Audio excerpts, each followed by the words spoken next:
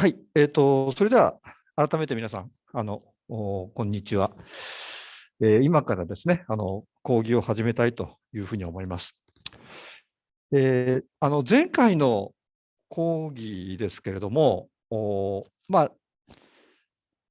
にですね、第二次大戦後の日本経済のお話をいたしました。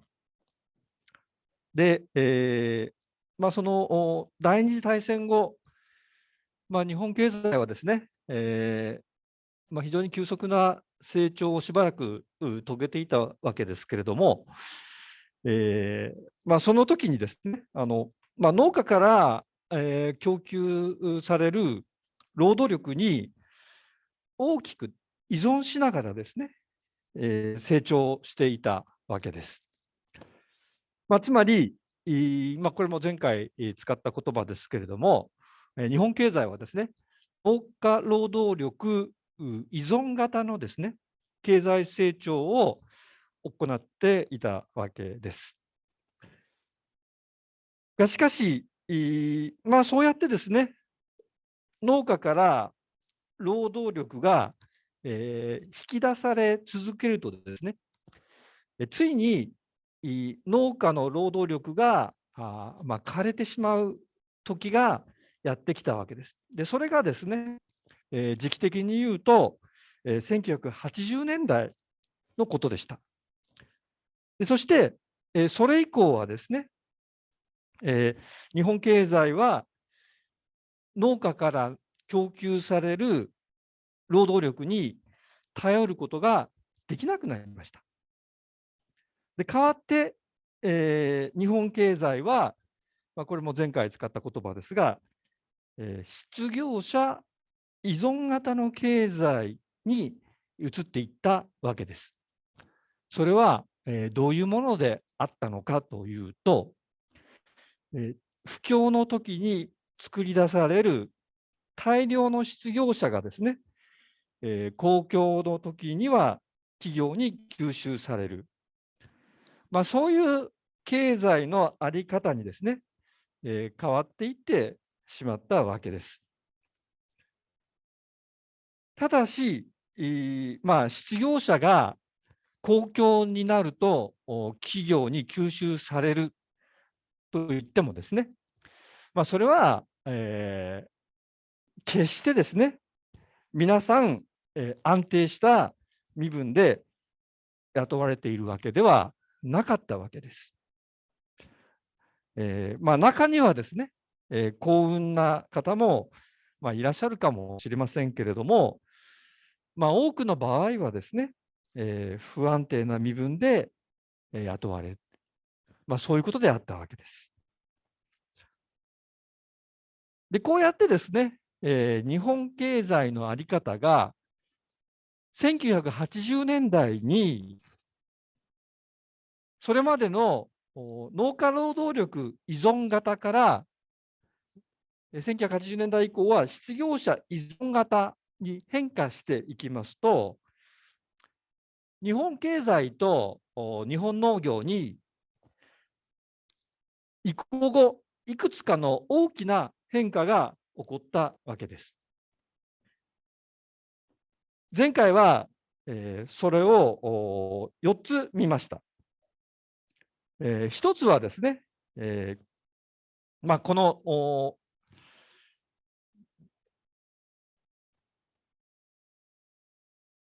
の図に示されているようにですね、失業率、この図の真ん中の折れ線で示されている失業率がですね、非常にメリハリのある動きを始めたということです。つまり、失業率がですね、景気がいい時には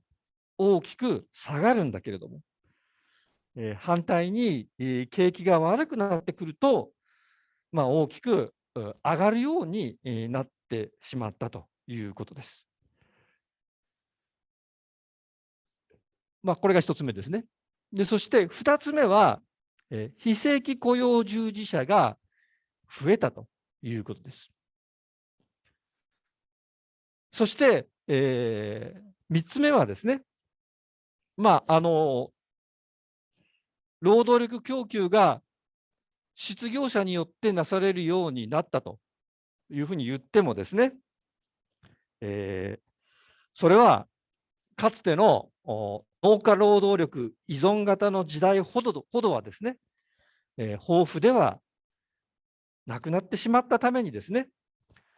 日本経済の活力が大きくそがれて、停滞的な経済になってしまったということです。そして、4点目として、申し上げたことはですね、日本企業の発展、あるいはその展開といったことがですね、今言ったような労働力の制約がないところ、それはつまり発展途上国でですね、主に行われるようになったということです。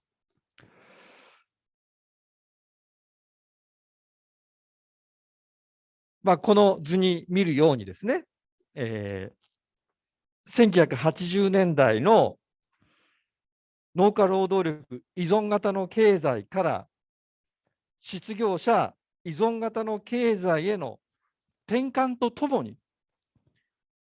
日本企業の対外直接投資が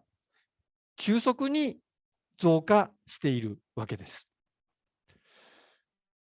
対外直接投資というのはですね、これは前回も説明しましたけれども、海外で事業活動を行うために企業が投資を行うことです。東アジア、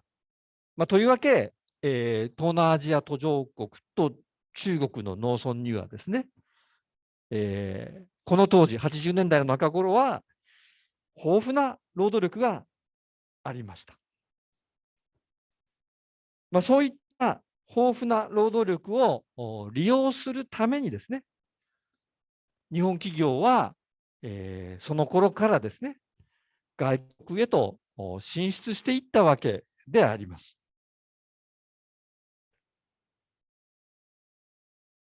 はい。ここまでがですね、前回の復習なんですけれども、ここから新しい話なんですが、お話しするのは、日本経済が失業者依存型になったことの結果の第5点目としてですね、国内の農業、農家の位置づけが変化したということです。かつてですね、農家労働力依存型の経済の下で、日本の農家が、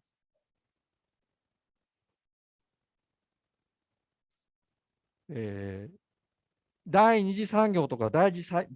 次産業への労働力の供給源、労働力を供給する主体であった時代にはですね、日本の農業政策の基本は、前回もお話ししましたように、農家から、他産業に向けて労働力を供給するためのもの、そのために、農家を分解するということが、農業政策の中で非常に重要なポイントになっていたわけです。しかし、失業者依存型の経済へと変わって、農家がもはや、他産業に労働力を供給する役割を果たさなくなってくると。農業政策の基本的な性格は、大きく転換していきました。そうなってくると、農業政策はですね、失業者が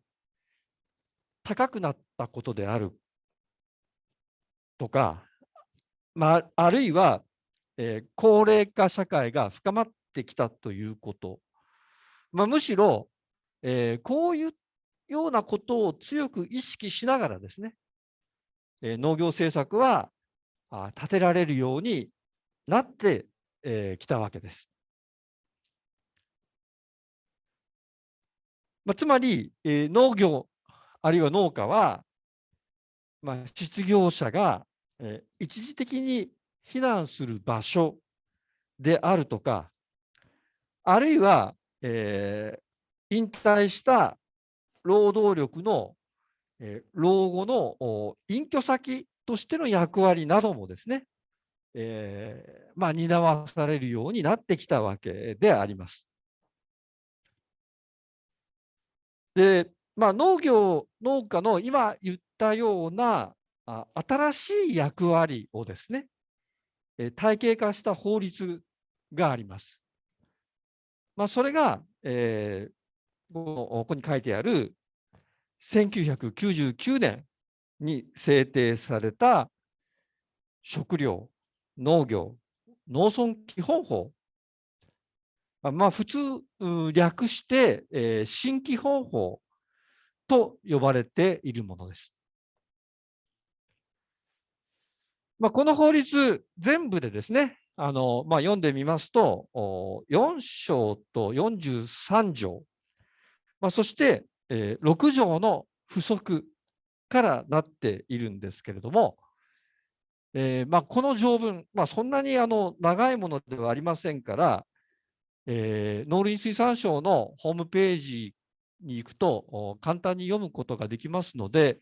皆さんもですね、ぜひ、読んでいただければというふうに思うんですけれども、これ読んでみますとですね、これはよく言われることなんですけれども、こ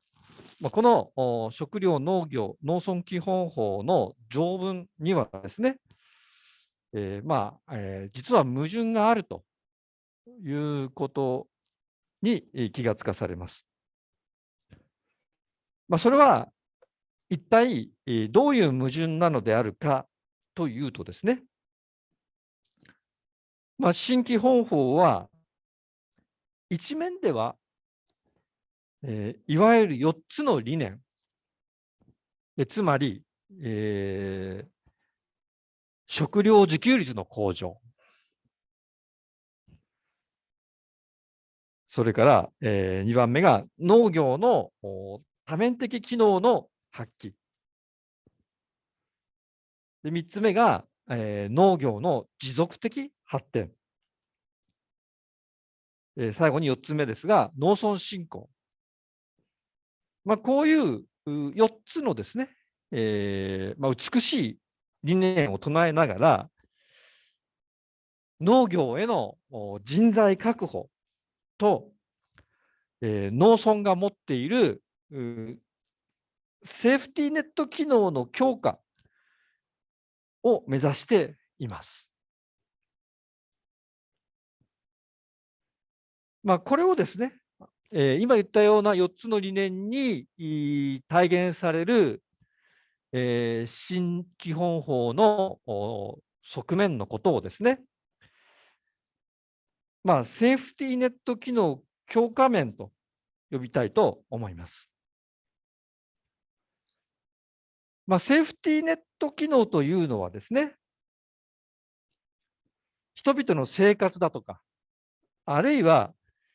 仕事を保障する機能のことです。新農業基本法には、そういう人々の生活や仕事を保障しようという、側面があるわけです。しかし、新基本法にはですね、こういったセーフティーネット機能強化面がある一方で、もう一方にはですね、農業経営の効率化であるとか、あるいは農業経営の規模拡大が必要であるという認識も同時に盛り込まれておりまして、これは、前回お話ししたですね、1961年の農業基本法以来の農家を分解して労働力を農業から取り出す、そういうスタンスをですね、相変わらず維持している面もあるわけです。こういう、農家を分解しようとする新規方法の側面をですね、略してここに赤字で書いてありますが、分解促進面と呼ぶことにいたします。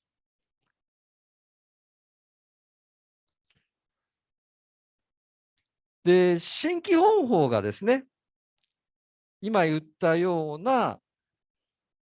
セーフティーネット機能強化面と、もう一方の分解促進面の2つの面を持っているということはですね、実は、新規方法に、矛盾した性格を与えるわけです。で、このことはですね、セーフティーネット機能強化面では、なるべく多くの農業就業人口をですね、作り出す。農業就業人口を減らさないようにする。ということが目的であるのに対してですね、分解促進面では、それとは全く反対にですね、農業就業者、農業をやる人をですね、少数のエリートに、絞り込もうとするからであります。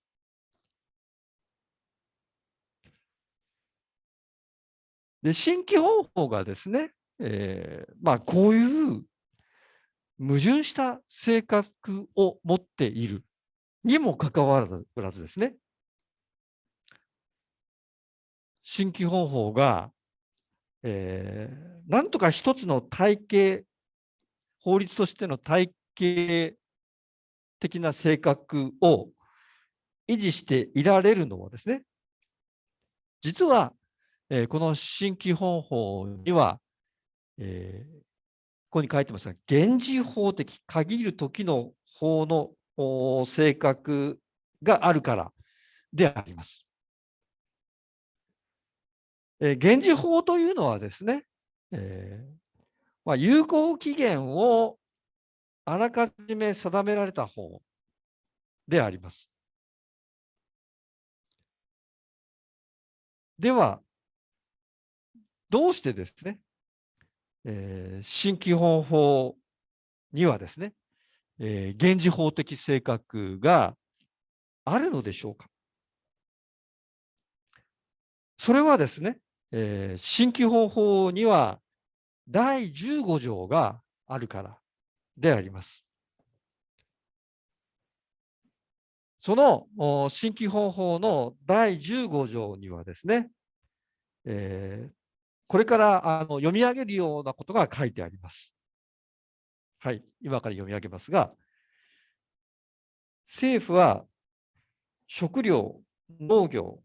および、農村に関する施策の総合的かつ計画的な推進を図るため、食料、農業、農村基本計画、通称基本計画を定めなければならない。そして、はい、以上が読み上げた部分ですけれども、そして、この第15条の7項にはですね、さらに、次のように書いてあります。はい、これも読み上げます。情勢の変化や施策の効果に関する評価を踏まえて、基本計画はおおむね5年ごとに変更しなくてはならない。はい、以上、読み上げが終わりですけれども、でこういう新基本法の第15条を見てですね、どうでしょうか。新基本法に、現時法的性格があるということがお分かりいただけましたでしょうか。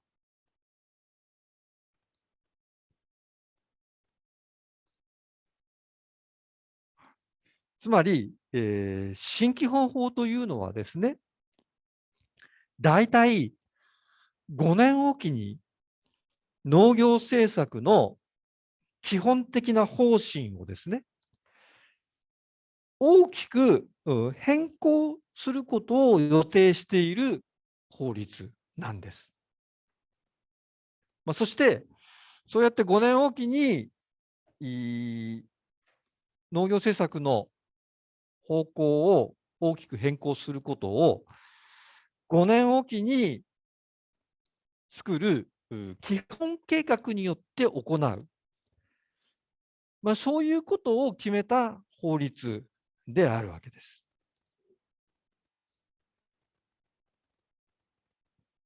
さて、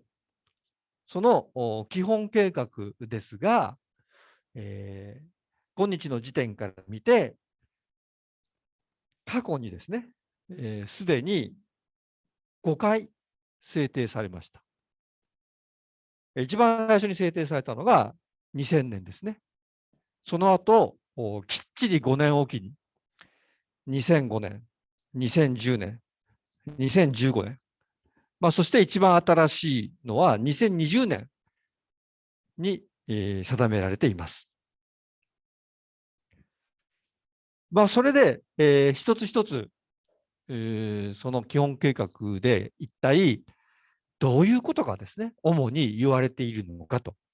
いうことを、これから、皆さんと一緒に見ていきます。2000年、まず2000年ですが、これはどういう時期であったのかというと、平成不況の終わりの頃でした。前回、1990年からですね、失業率がぐわっと上がっていったというふうに言いましたけれども、その2000年頃がピークであったわけですね、失業率の。ということは、平成不況がそろそろ終わる時期だったんですけれども、ただ、2000年時点ではですね、まだ平成不況がいつ終わるかということはですね、人々にはよく分かってなかったわけです。そこで、その時に定められた基本計画はですね、45%という食料自給率の努力目標値を謳いました。この時の食料自給率は、今よりもちょっと高くて40%でしたから、それよりもですね、5%上乗せした、食料自給率を目標に掲げたわけです。で、この基本計画はですね、新基本法が持っている、先ほど言ったですね、セーフティーネット機能強化面を強く打ち出したものでありました。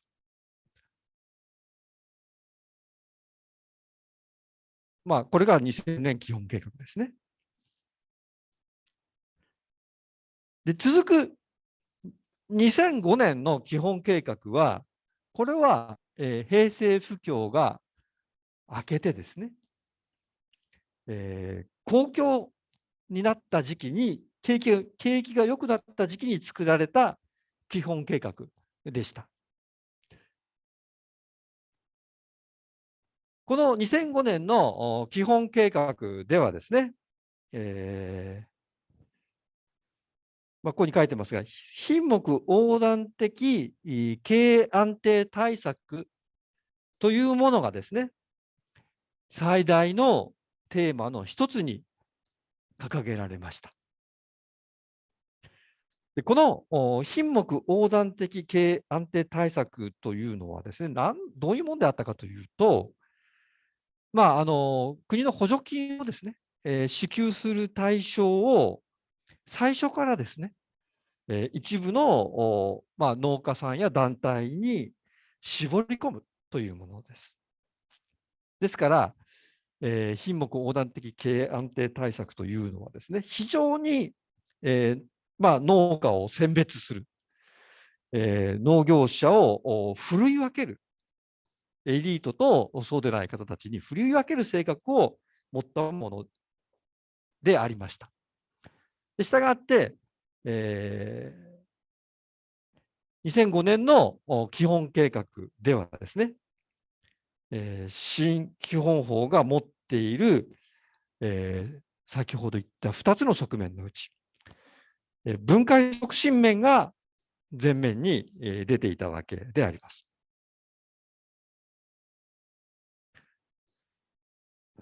以上が2005年の基本計画ですね。そして、3つ目の2010年の基本計画ですが、この時ですね、皆さんも覚えてらっしゃるかもしれませんけれども、自民党からですね、民主党へと政権交代がなされていました。その時、個別所得保障制度というものがですね、導入されて、これは、すべてのですね、規模の小さい農家さんも含めて、すべての農家さんの、主な作物の生産費を保証するというものでした。ですから、これは、農家を振るい分けるのではなくて、すべての農家さんの農業生産を保証するというような性格を持っておりましたので、新基本法の2つの側面のうち、セーフティーネット機能強化面が強調されていたわけです。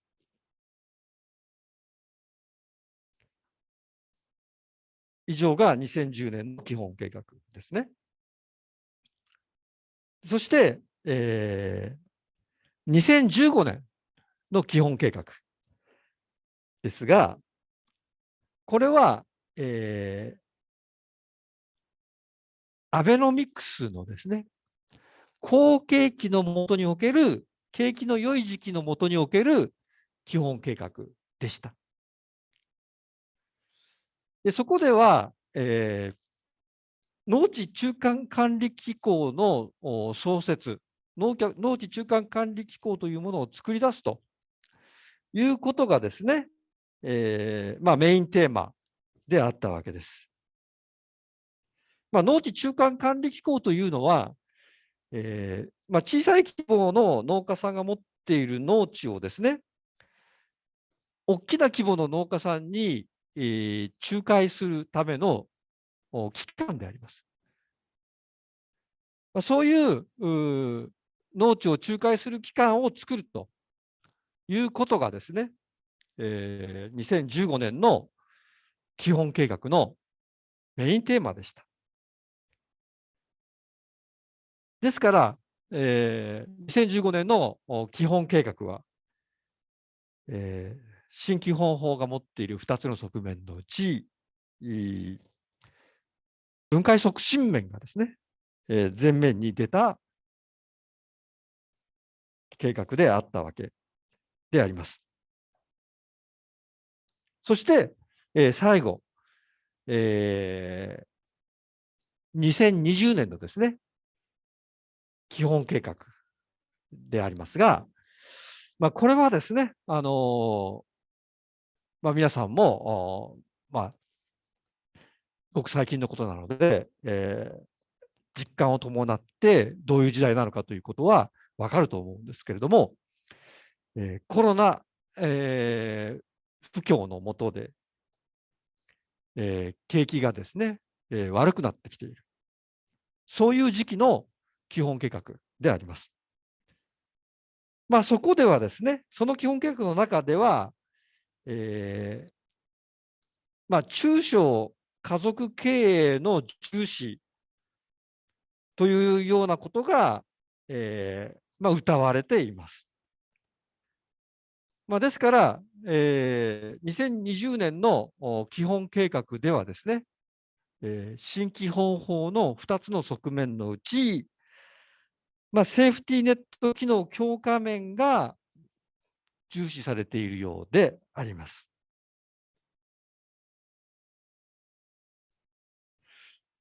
で、こういう、基本計画のですね、過去2000年から始まった流れ、20年間の流れ、2020年までの20年間の流れを見てみるとですね、新規方法というのは、その日本経済がですね、前回から使っている言葉ですけども、失業者依存型になった。そういうことに対応した農業に関する基本法であるということが見えてくるわけです。つまり、この景気の局面に応じてですね、その景気がいい公共の時にはですね、新規方法が持っているその分解促進面、2つの側面の、新規方法が持っている2つの側面のうち、分解促進面がですね、政策的に強調されるわけです。しかし反対に、今度は景気が悪くなってくると。不況の時期になってくると。一転して、農村のセーフティーネット機能強化面が強調されるわけです。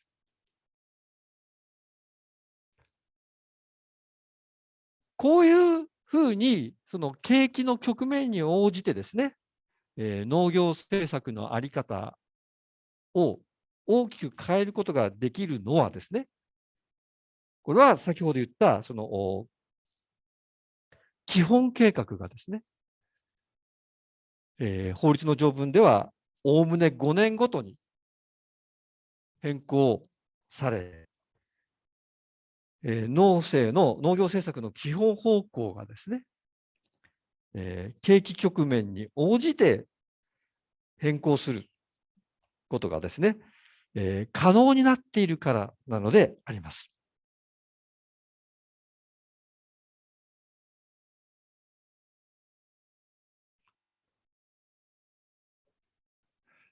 はい。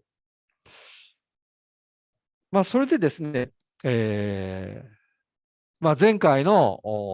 後半から今回にかけてですね、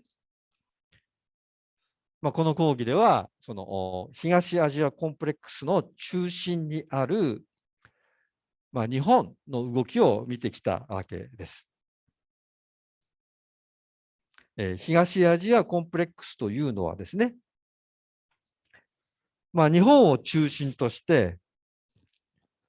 東南アジアを周辺とする、地理的な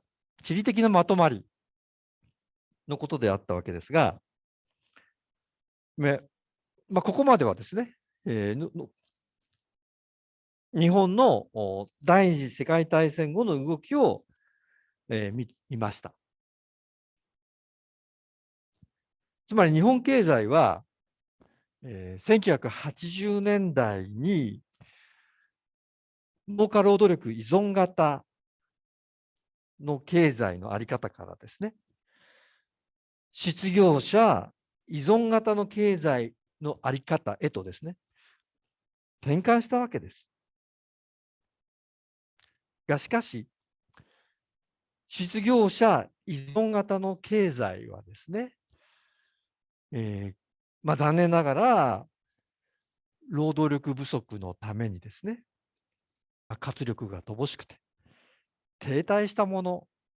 であるわけです。で、そのためですね、日本企業は東アジアの途上国に労働力を求めてですね、多国籍企業として、展開しているわけであります。で、そこで、これからはですね、この東アジアコンプレックスの周辺にある東南アジアでどういうことが今起こっているのか、ということをですね、見てみたいと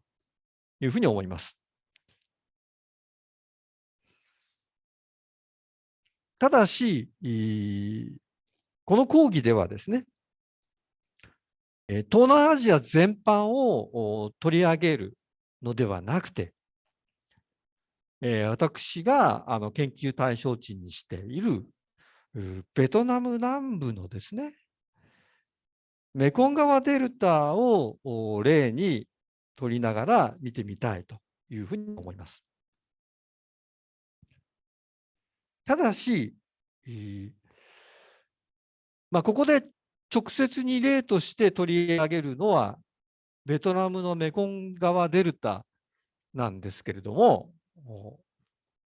ベトナムで言えることはですね、その言えることというのは、これから言う工業化であるとかですね、あるいは農民層分解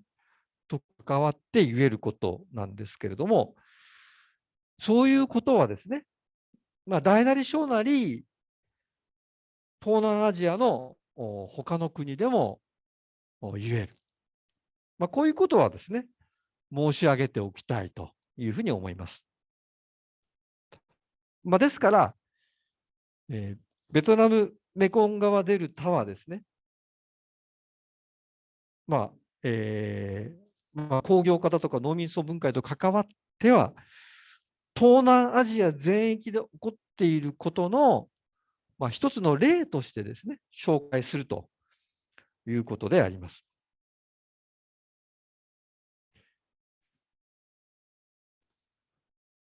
ところでですね、外国の話をするときには、その国のことをですね、皆さんに、聞き手に、イメージアップしてもらうためにですね、歴史だとか風土のことも、合わせてですね、お話しする必要があると思います。そこで、今からですね、ベトナムメコン川デルタの、風土だとかですね、歴史のお話にも、お付き合いいただきたいというふうに思います。そこでまずですね、メコン川デルタの風土からお話しします。メコン川デルタはですね、東南アジア最大の河川であるメコン川がですね、南シナ海に大量の土砂、土や砂を沈殿させて作り上げた、大デルタです。面積は、ここに書いてますが、530万ヘクタールと言いますから、どれぐらいの広さなんだろうというふうに思われるかもしれませんけれども、関東平野のですね、3倍以上の広さがあります。このメコン川デルタ、国はですね、カンボジアとベトナムにまたがっていますけれども、しかし、そのほとんどがですね、ベトナム領に属しています。全面積の4分の3が、ベトナム領に属しています。気候は、モンスーンサバンナ気候帯、と言いますから、雨季とですね、乾季があります。つまり、年間降水量のほとんどがですね、9月から11月の半年間に集中しています。年間降水量の9割がですね、5月から11月の半年間に集中しています。そして、雨季になりますと、メコン川が氾濫してですね、多くの地域が、洪水になります。ところが、乾季になるとですね、雨が全然降らなくなって、半砂漠状態になります。ですから、洪水と砂漠の交代なので、非常にですね、メリハリの効いた気候と、言えると思います。で、年間の平均気温はですね、27度もあります。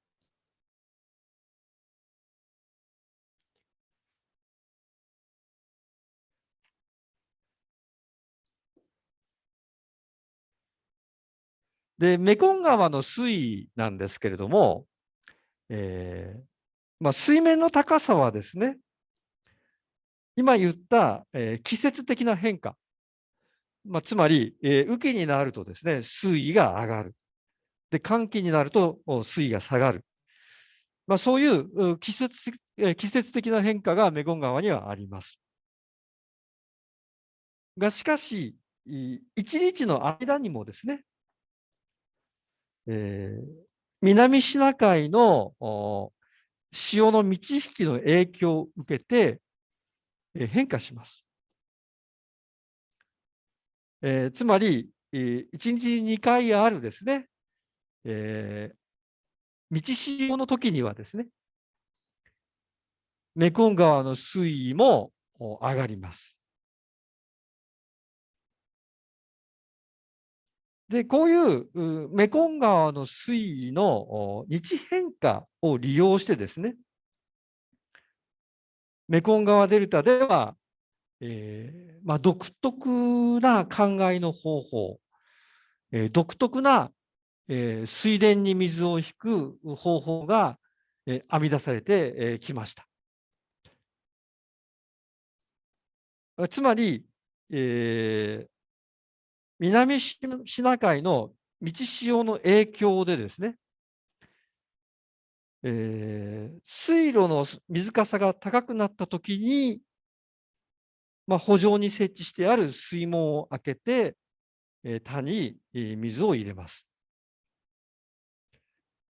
そして、水門を閉めるとですね、水路の水かさが低くなっても、田から水が、抜けていかないわけです。で、また、逆に、圃場から排水したいときには、引き潮の影響で水かさが低くなったときにですね、その水門を、開けるわけです。水門を開けると、そこから、水が抜けていくわけです。こういうですね、潮の満ち引きを利用した水田の水管理が可能であるためにはですね、いくつかのインフラが必要なわけですね。インフラストラクチャーが必要なわけです。一つは、水田が土手によって、囲われているということが必要です。でさらに、そのその土手がですね、水門を備えているということも、もちろん必要であるわけです。で、なお、ちょっと順番は前後しますが、この地図でです。メコン川デルタのですね、位置を確認してもらいたいというふうに思います。これはインドシナ半島の地図であるということは、皆さんお分かりかと思うんですけれども、そのインドシナ半島のですね、南端にあるのが、メコン川デルタであります。でこれはメコン川デルタをですね、ランドサットで、撮影したものですが、メコン川のですね、川筋をご確認していただけるのではないかというふうに思います。いくつにもですね、枝分かれしているメコン川の川筋をご確認できるのではないかというふうに思います。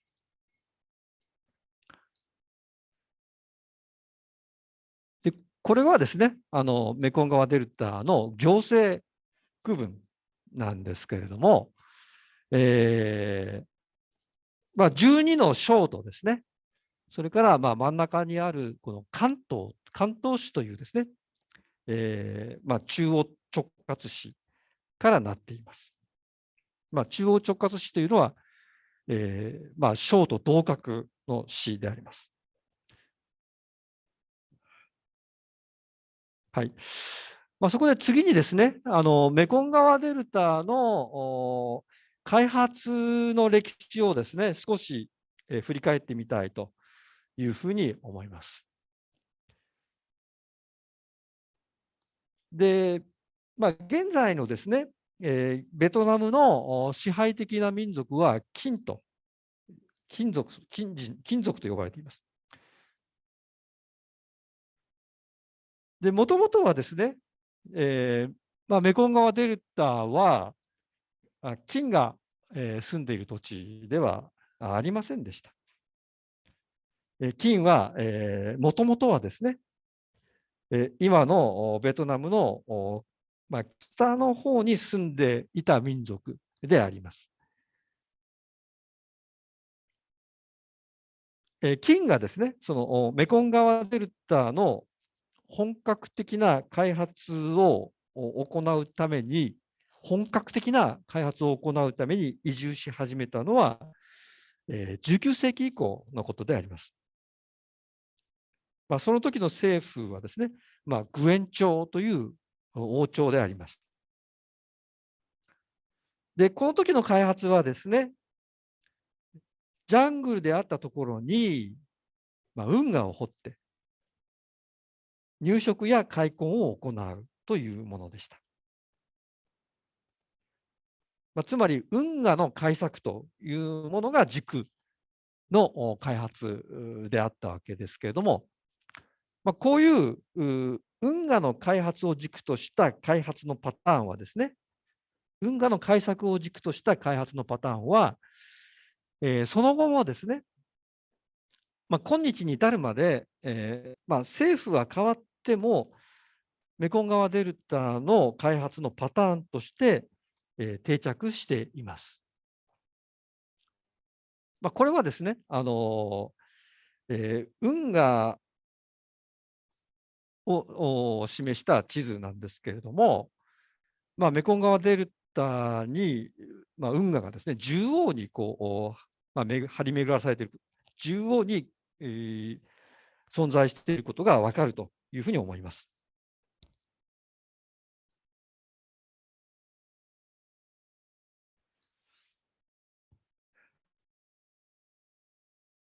で、メコン川デルタの開発が、飛躍的に進んだのはですね、1860年代以降のフランスの植民地時代でした。で特に、20世紀初頭の開発が急速でした。メコン川デルタは、ですから、その19世紀後半から、20世紀前半にかけてはですね、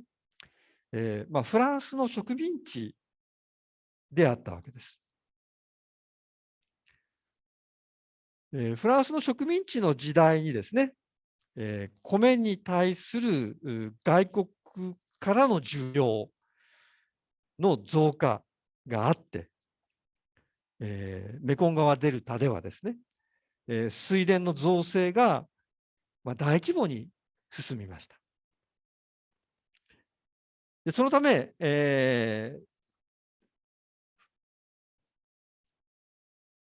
ランスの植民地期に水田の面積はですね、飛躍的に拡大したわけです。ここに数字が書いてありますが、1888年に75万ヘクタールしかなかった水田の面積がですね、1931年にはですね、213万ヘクタールになったわけです。まあ、40年ちょっとの間にですね、水田の面積が3倍近くになったわけです。ただ、こうやって、開墾された土地の大部分はですね、大地主、大きな地主の所有地でした。で、地主はですね、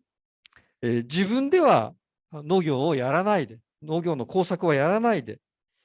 農地をですね、小作人に貸し出していました。でそして、小作人はですね、地主に対して、小作料を支払う。こういうことが行われていました。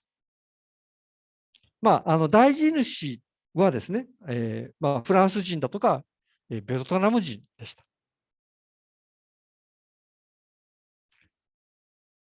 メコン川デルタの開拓はですね、先ほど1931年の数字を紹介しましたが、1920年代後半が、大ブームでした。開拓の大ブームでした。ところが、1930年代になると、世界恐慌の影響でですね、開拓は低迷しました。その後、ベトナムはですね、戦争に、巻き込まれましたので、メコン川デルタの開拓はですね、30年、1930年代になってから、その後約半世紀間ですね、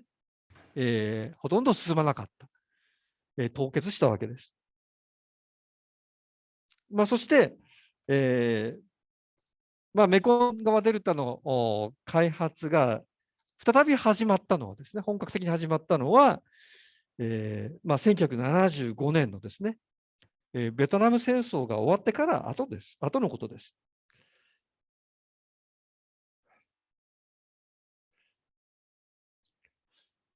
そこでですね、今からそのメコン川デルタの、伝統的なですね、米作りのやり方、水稲作の方式を見てみたいというふうに思います。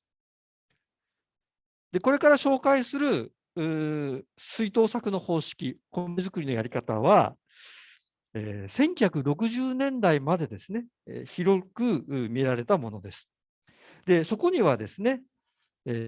下の方に書いてある代表的なですね、3つの方式、代表的な3つの米作りのやり方がありました。で、この3つのやり方、いずれもですね、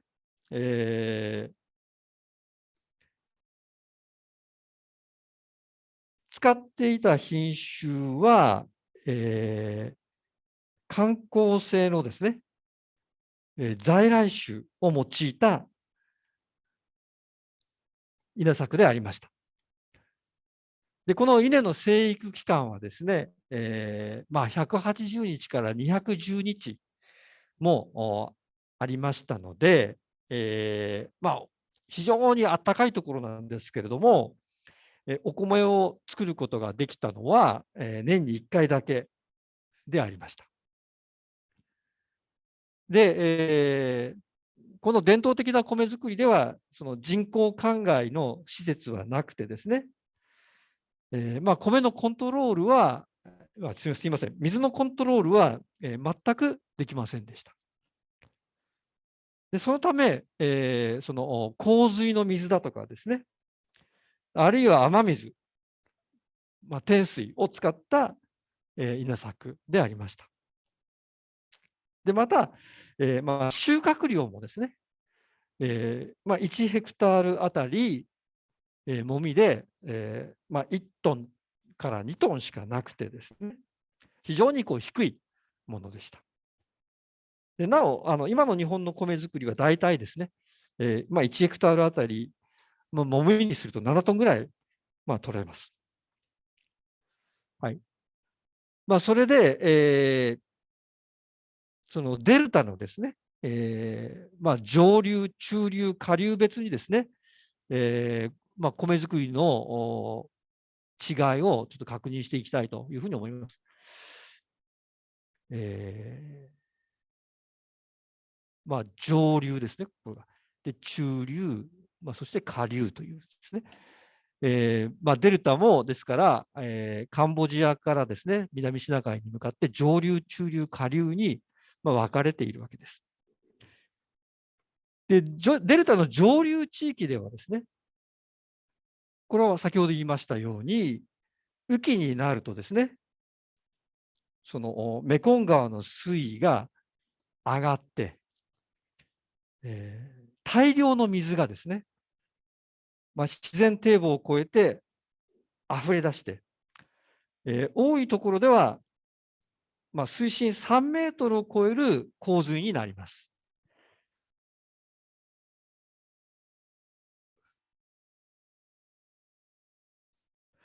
これはちょっと中流の図なんですけれども、自然堤防があって、これを越えてですね、この氾濫源に向けて、水がですね、メコン川の水が溢れ出てくるわけです。雨季になると。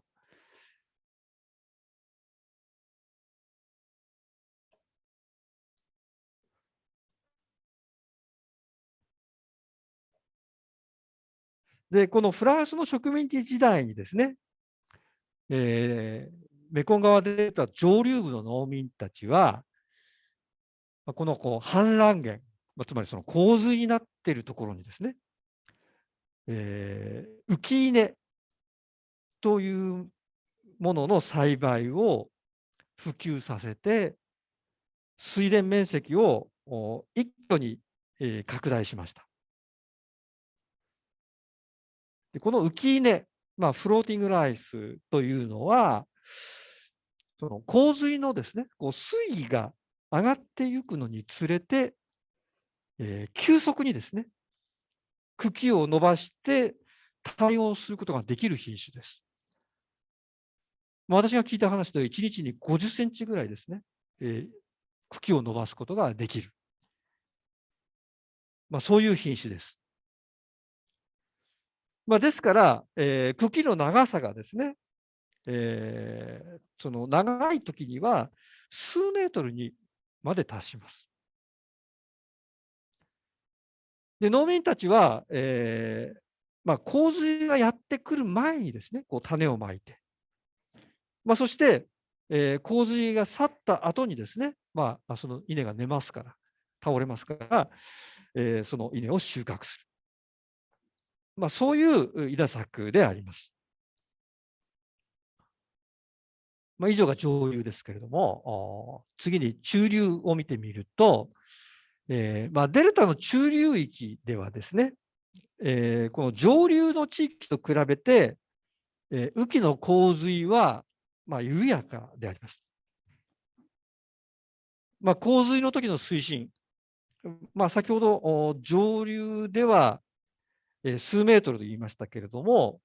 中流では、ここに書いてますが、0.5から1メートルぐらいです。ただ、0.5メートルから1メートルなんですけれども、これもですね、洪水とともに、だんだんとですね、水深が深くなっていきます。ですから、こういうところではですね、安定した状態で水がつくところで、稲を栽培することがですね、米作りで重要なポイントになってくるわけです。でどういう形で、農民はこういう状況に対応してたかというと、同じ稲をですね、移植、田植えするんですけれども、これをですね、1回だけ田植えするのではなくて、日本では普通1回だけする田植えはですね。1回だけ田植えするのではなくて、2回も移植する。2回も田植えする。同じ稲を2回も田植えする。こういうですね、独特な稲作が行われていました。つまり、洪水の水位が上がっていくのに応じてですね、水田のより広い面積に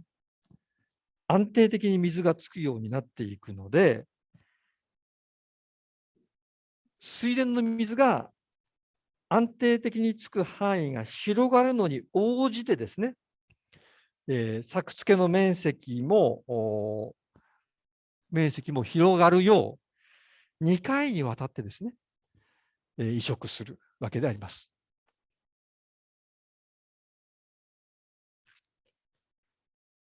以上が中流域なんですけれども、次、最後に下流域ですね。で、あるいはそのメコン川の川筋からかなり離れているところも、同じような稲作が行われていたんですが、下流域と同じような稲作が行われていたんですが、この下流域、あるいはそのメコン川の川筋から遠く離れたところではですね、洪水の水はつきません。洪水の水がない。で、そういうところでは、これはもう雨水にですね、天から降ってくる水に依存しながら、稲作が行われていました。で、そういうところではですね、普通の、我々が日本で見るような1回だけの移植の1回だけ田植えを行う稲作が行われていました。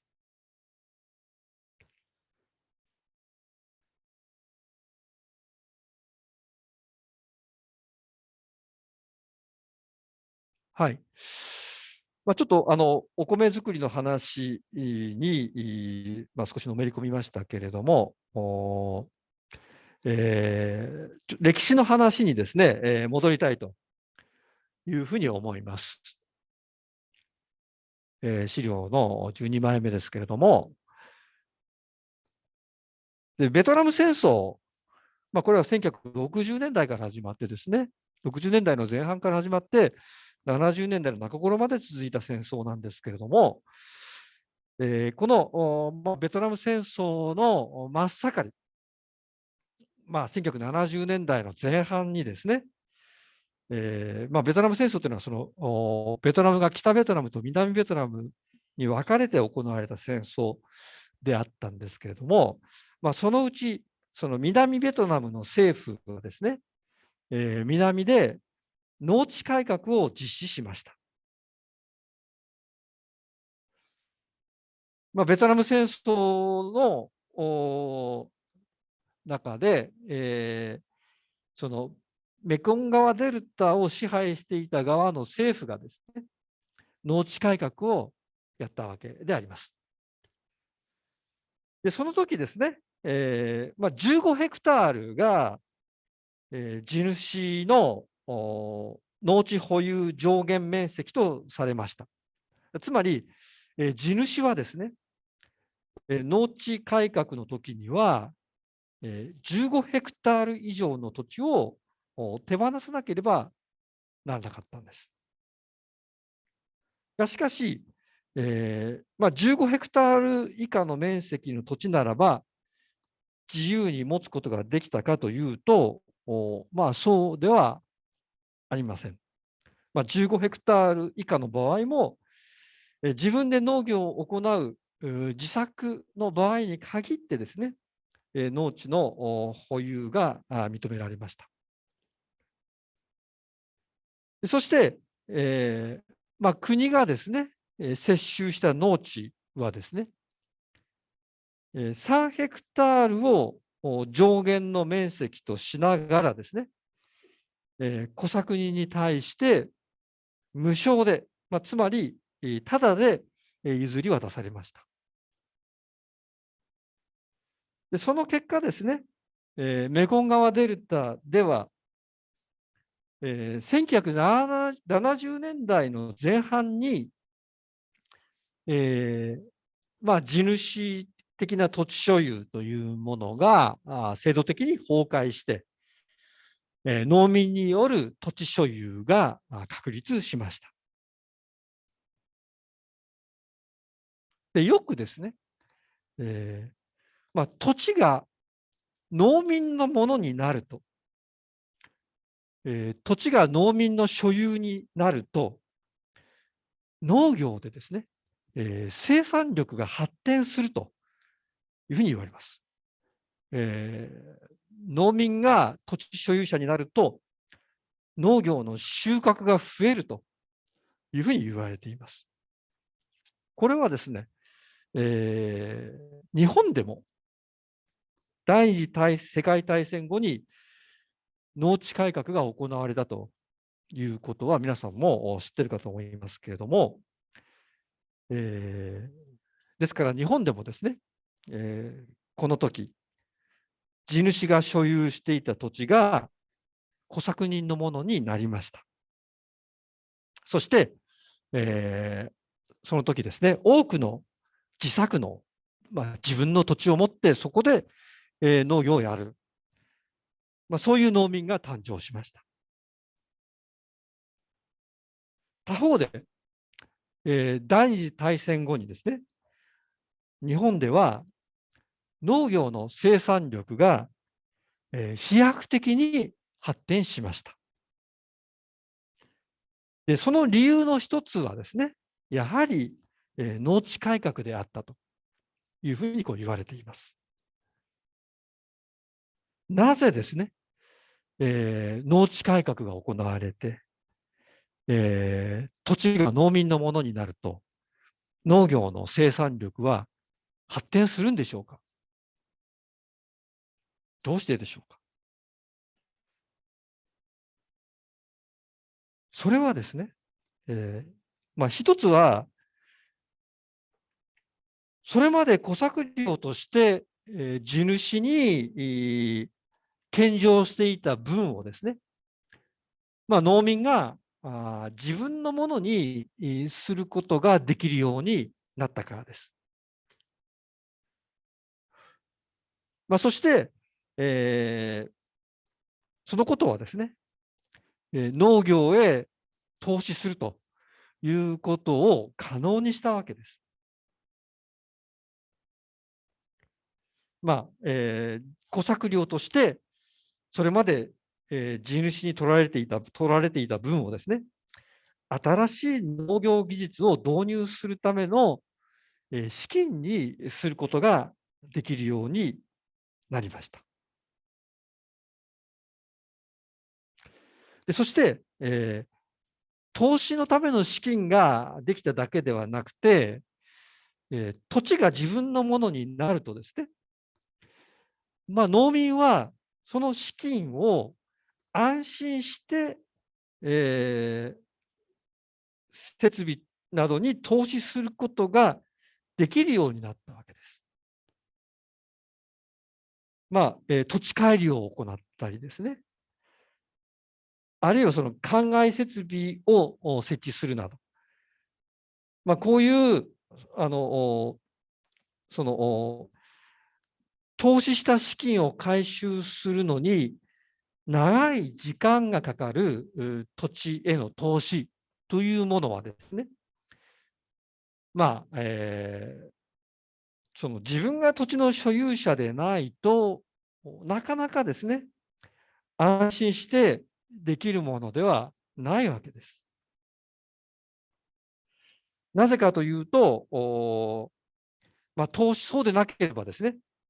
投資した資金を回収する前にですね、土地を地主に対して返さなくてはならないというようなこともですね、起こるかもしれないからです。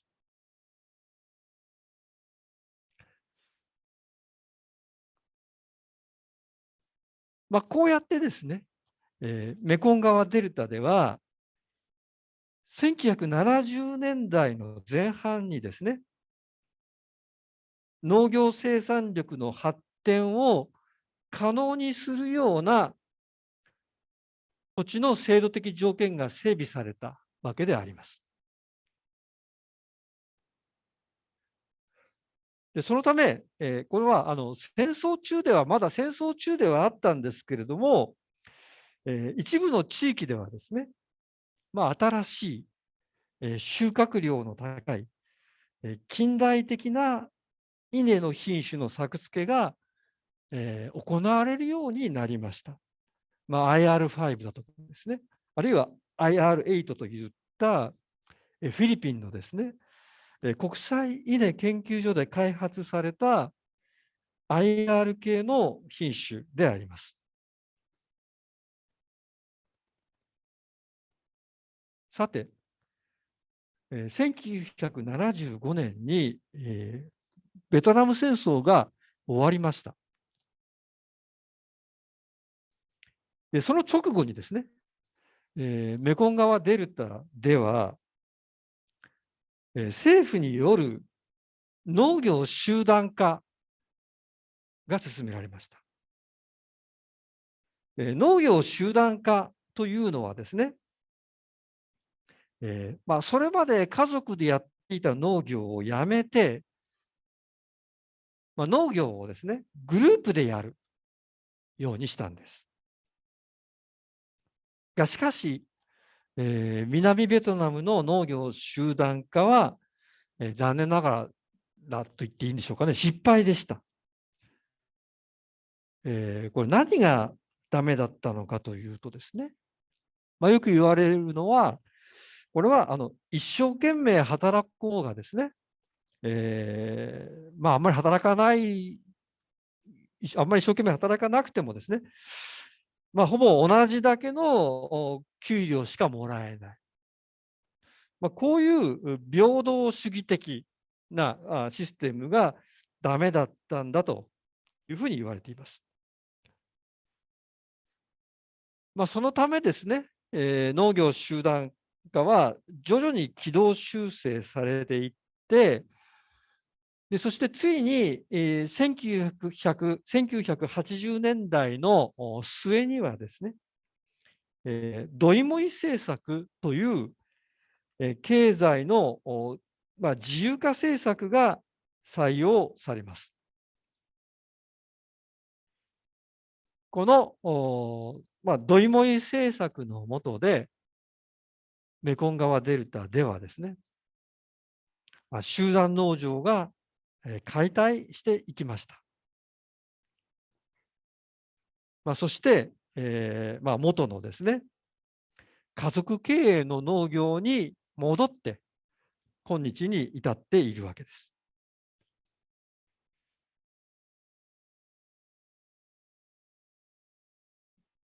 家族経営の下で、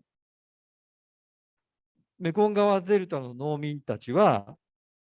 再びですね、やる気を取り戻したようであります。後で見るように、農業生産が飛躍的に伸びました。そのドイモイというのはですね、先ほどから使っている言葉ですが、これはベトナム語なんですけれども、日本語に訳すときには刷新という言葉が、使われます。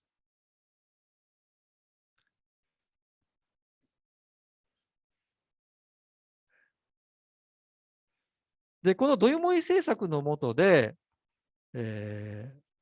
先ほど紹介した、伝統的なお米の作り方が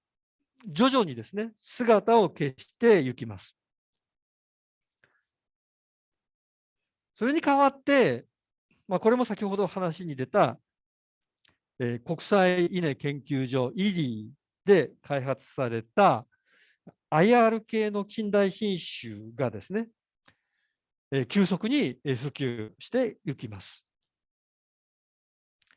その IR 系近代品種はですね、先ほど70年頃に導入が始まったというふうに言いましたけれども、戦争だとかですね、農業集団化による混乱があって、なかなかですね、普及しなかったわけです。それが、ドイモイ政策の下で、1990年代以降にですね、一気にですね、近代品種が普及したわけです。で、このIR 系品種の特徴なんですが、作物学あたりでもしかしたら、聞いているかもしれませんけれども、IR 系品種の特徴は、非観光性であるということですね。そして、100日以下の短い生育期間を持っているということです。そして、収量が高い、高収量だということです。で、この IR 系、品種が普及する過程というものは、同時にですね、いくつかの新しい技術が普及する過程でした。つまり、水筒の直波だとかですね、あるいはその2期作、3期作、100日以下の短い生育期間ですから、2期作、3期作ができるわけです。でそれと、農薬、化学肥料の使用、そして、簡易ポンプによる灌漑の普及ですね。で、こういうことからですね、この図ですね、の棒グラフで、示してあるように、えーメコン川デルタのですね、米の生産量は、急速に増加していきました。ただですね、生産量は、作付面積と、それから、単位面積あたりの収量に分解できるんですけれども、下の折れ線がですね、作付面積なん、下の折れ線が作付面積なんですが、作付面積の方はですね、これ21世紀になってから頭打ちになっています。しかし、そういった状況の中でもですね、上の折れ線で示してある単収の方はですね、順調に、伸びていきました。しかし、これ2010年代の後半になるとですね、その単収もですね、頭打ちになってきています。その結果として、米の生産量はですね、2010年代以降は、頭打ち状態になっているということです。はい。で、そしてですね、今は農業の話だったんですけれども、どういう一気に成長したのは農業だけではありません。国全体の経済が、成長しました。GDP のですね、年平均成長率、1990年以降で見ると、実質年間7%程度です。で、その経済成長を引っ張ってってるのはですね、やはりこれは工業であります。で、このドイモイ期の工業の成長は、外国企業によるですね、直接投資、またこの言葉が出てきましたが、直接投資をメインのエンジンとするものでした。国全体がですね、外国への開放政策を取って、でそしてさらに、積極的にはですね、外国企業を誘致する政策があって、外国の企業がベトナムに進出してきているわけであります。で、投資する企業なんですけれども、国別に見るとですね、シンガポール、台湾、韓国、香港、中国、そして日本といったですね、東アジアの企業が多いです。そして、企業が投資する場所なんですけれども、ベトナム南部ではですね、大都会、ホーチミン市というのが、一番の都会ですが、そのホーチミン市だとかですね、その周辺に、外国の企業の投資は集中しています。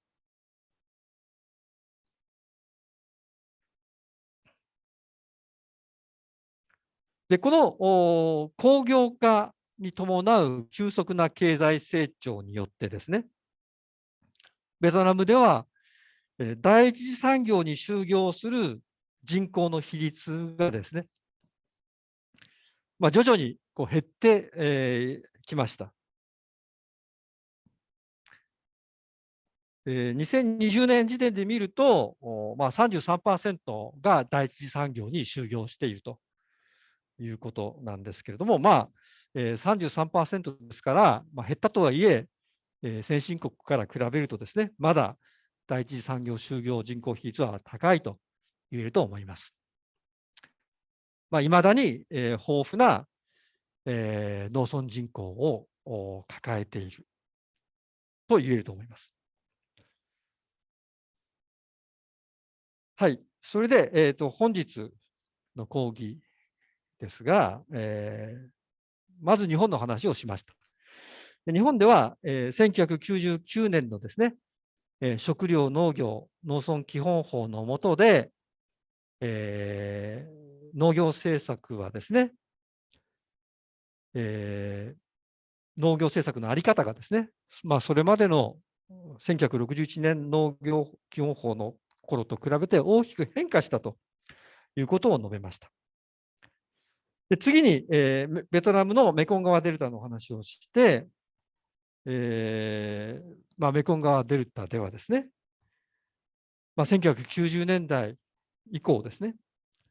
ドイモイと呼ばれる開放政策の下で、日本など外国の企業による投資が進んでいる。そしてその下で、急速な経済成長が進んでいるということを、お話ししました。